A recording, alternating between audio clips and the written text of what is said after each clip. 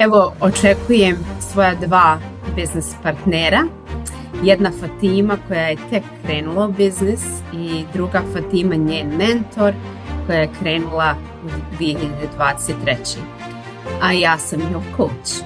Znači, kada postanete novi vlasnik online biznisa sa mnom, prvo što idemo na onboarding poziv, ovako video Zoom, gdje ću vam ja korak po korak objasniti sve kako da započnete svoj trening.